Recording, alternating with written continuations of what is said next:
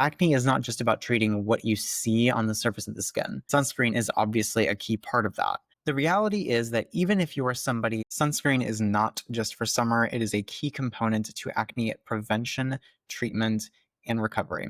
And that's what we're going to talk about in today's video. So first and foremost, it's worth noting that acne is not just about treating what you see on the surface of the skin. It really is about taking a prevention-oriented approach. The pimples, pustules, whatever that you see on the surface of the skin, those generally begin as what are called microcomedones, or invisible pore blockages that then later surface in the form of the acne lesions that we see. So if you're focused on just treating what you can see with the naked eye, you're never really going to get out in front of the acne, and so you're never really going to achieve lasting remission. You're only ever going to be addressing the spots that you can see on the surface of the skin, and as a result, you're never really going to have any lasting or meaningful control over the breakout process. So where does sunscreen come into the equation? I think it's important to note that sunscreen plays a couple different roles, but the first of which, and potentially the most important, is that it prevents interruption to treatment. Now, what do I mean by that? When you're talking about acne treatment, effective and evidence-based acne treatment, generally speaking, you're talking about retinoid therapy. Retinoids like tretinoin, retinoids like Differin or adapalene gel, or, on the more mild end, a cosmetic retinaldehyde. These are all products that are helping to stop that comedogenic process that's happening underneath the surface of the skin. But at the end of the day, they are all in their own right potentially irritating. So that is a bit of a problem if and when the skin is, for example, sunburned. Now, if you are somebody that is undergoing retinoid therapy, depending upon where you're at in that retinoid journey, you might be even more susceptible to sunburn than you would be at baseline. Now, I have an entire video where I talk about why you do not need to stop your retinoids during the summer. In most cases, the keynote there is that the retinoid, once you have achieved tolerance, is not really going to increase sun sensitivity long term. But it's important to note that particularly in the beginning or when you are undergoing a particular change in treatment protocol, it's possible that you might be at a greater risk. Now, because you're at a greater risk, potentially, or even if we remove sun sensitivity from the equation, at the end of the day, just by virtue of being human, you're still susceptible to sunburn. Now, if you undergo any kind of intense UV exposure, whether it's because you had an unplanned day at the beach, like I recently did, or you have an extended pool day that maybe you didn't anticipate, whatever the case, if you ultimately incur some kind of significant UV damage, such that you have to begin to consider whether or not it's appropriate to continue using your retinoids or using your azelaic acid or your benzoyl peroxide, so on and so forth. Now what you've done is put yourself in a situation where you can no longer use the products that are keeping your skin from beginning and continuing that acne forming process. So once you pause them, the risk of your skin resuming that process increases.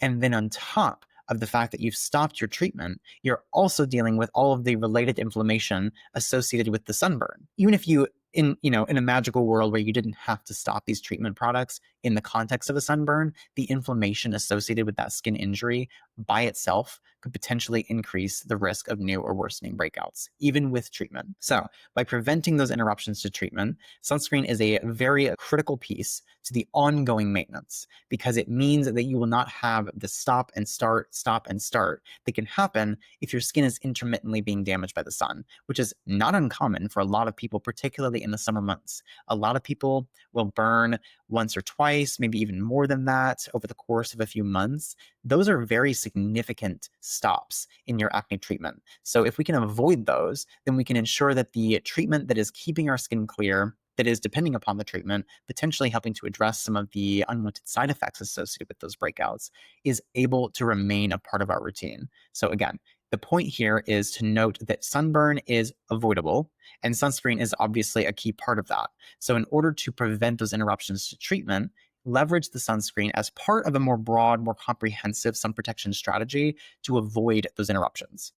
So the next point is that sunscreen is incredibly important in the context of active breakouts. So in a perfect world, you would have been on your retinoid for, months and months and months. You wouldn't be actively breaking out. You would have achieved clear skin. And it's really just about preventing those sunburns, or preventing, any kind of unwanted shift in the skin that's going to require you to pause treatment.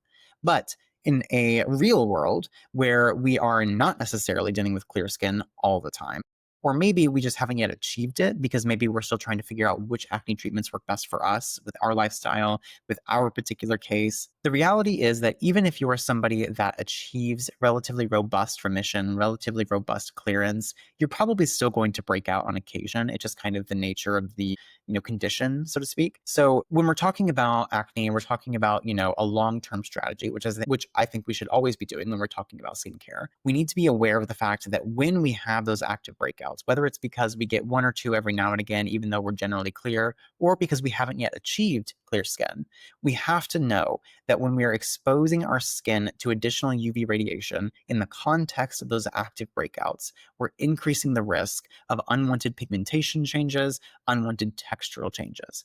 Collagen depletion is a primary driver of the unwanted textural changes that we see when we have people that have struggled with particularly very severe acne, and they're left with pits, they're left with these rolling scars, so on and so forth. The sun actively breaks down your collagen. It interrupts effective collagen distribution and deposition.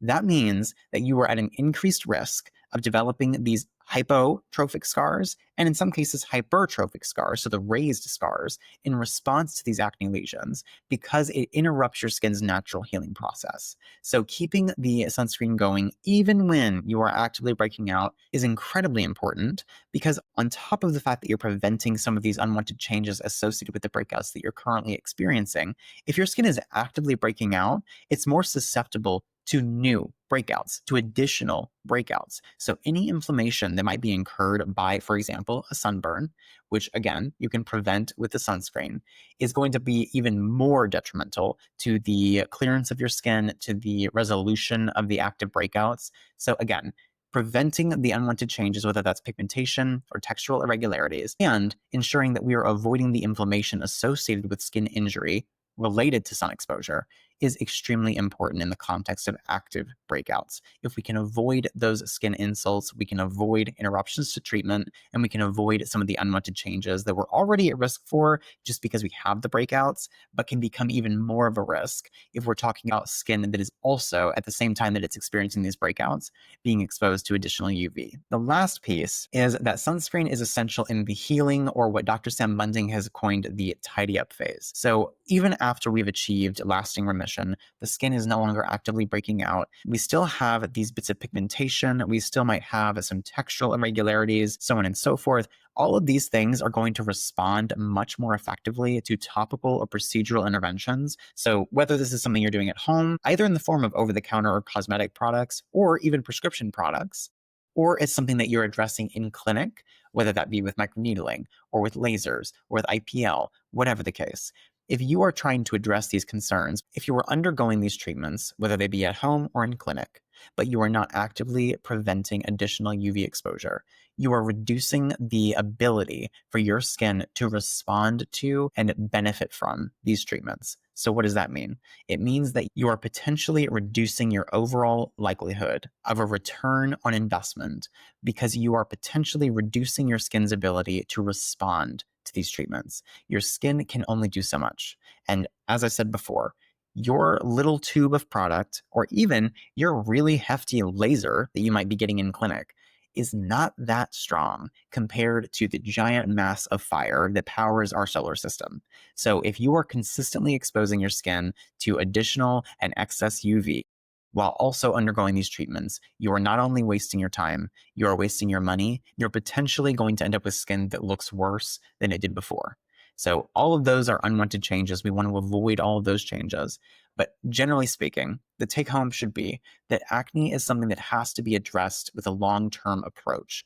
And in order to do that effectively, you have to prevent interruptions to treatment. You have to avoid any kind of increased risk of pigmentation or textural irregularities during active breakouts. And you have to support the skin during recovery. So whether that looks like an at-home treatment or an in-clinic procedure, you have got to ensure that your skin is being set up for success. Your skin will not be able to optimally benefit from or respond to the treatments of the products that you are investing your time and energy, your money into in order to correct some of the unwanted changes associated with previous breakouts.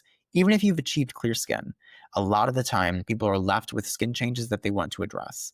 Those changes are not going to respond the way that you want them to if you're still exposing your skin to UV.